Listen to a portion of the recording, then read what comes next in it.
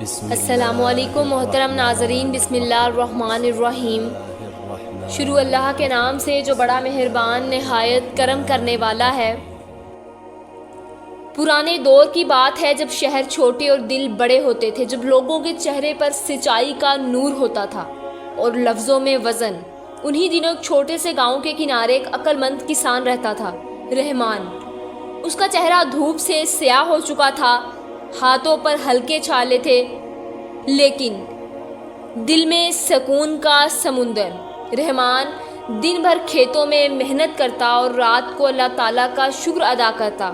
گاؤں کے بازار میں ایک اور شخص تھا، کریم، ایک مشہور تاجر۔ اس کی دکان ہمیشہ بھری رہتی لیکن دل ہمیشہ خالی۔ لوگ کہتے تھے کریم کے پاس پیسہ تو ہے مگر ایمان کی کمی ہے۔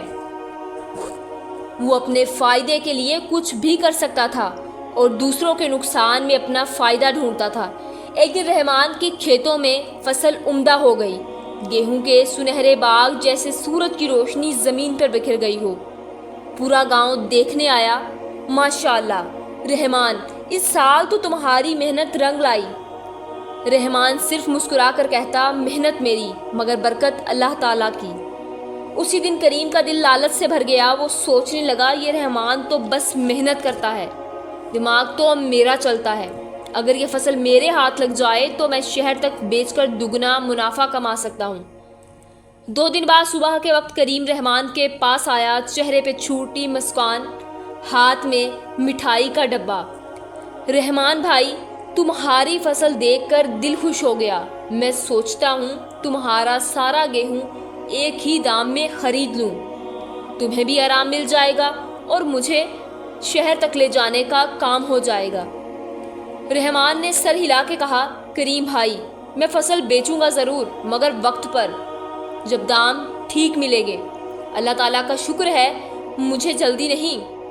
کریم کے چہرے کی مسکان ہلکی سی کمزور ہو گئی مگر اس نے جلد بازی نہیں دکھائی۔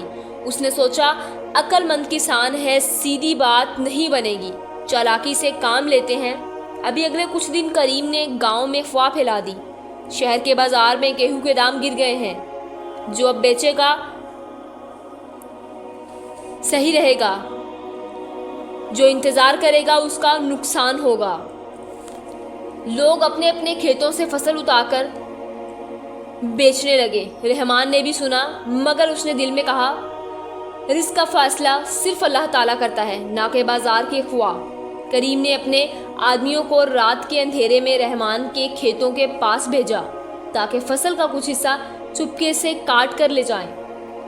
یہ چال اس لیے تھی کہ رحمان سمجھے کہ فصل خراب ہو رہی ہے اور جلدی بیچ دے، لیکن رحمان نے ایک عجیب بات محسوس کی۔ صبح جب وہ کھیتوں میں گیا، کچھ پودوں کے گیہوں دبے ہوئے تھے، جیسے کسی نے رات کو انہیں کچل دیا ہو۔ اس کا دل کانپ اٹھا، یہ کس کا کام ہو سکتا ہے؟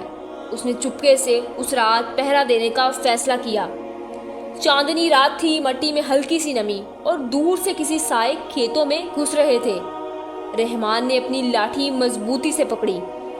رات گہری ہوتی جا رہی تھی، چاند اپنی روشنی کھیتوں پر بکھیر رہا تھا اور کہیں دور سے کتے کی بھونکنے کی آواز آ رہی تھی۔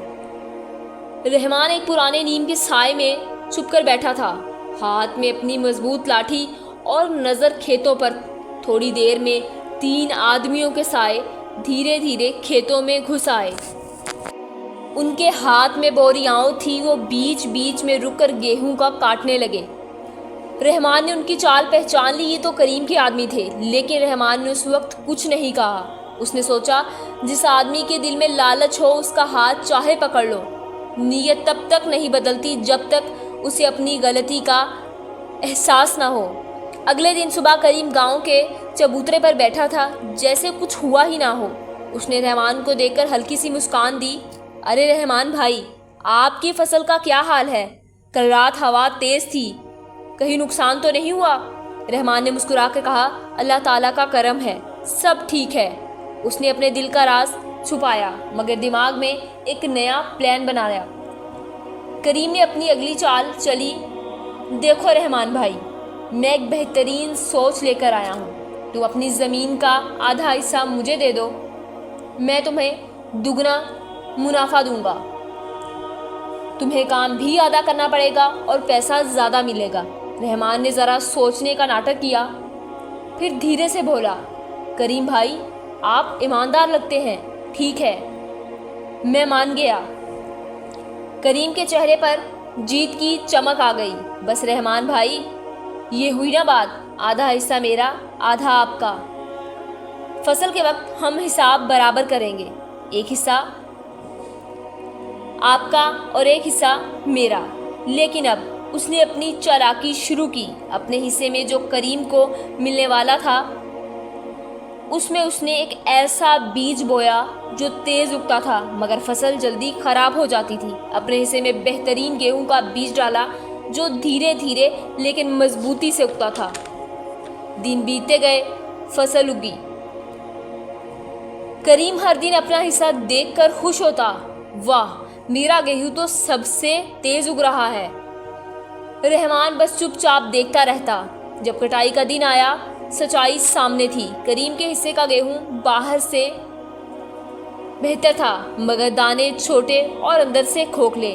रहमान के गेहूं का रंग सोने जैसा था, दाने बड़े और भरे हुए।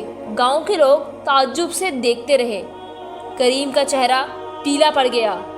ये कैसे हो गया? मेरा गेहूं तो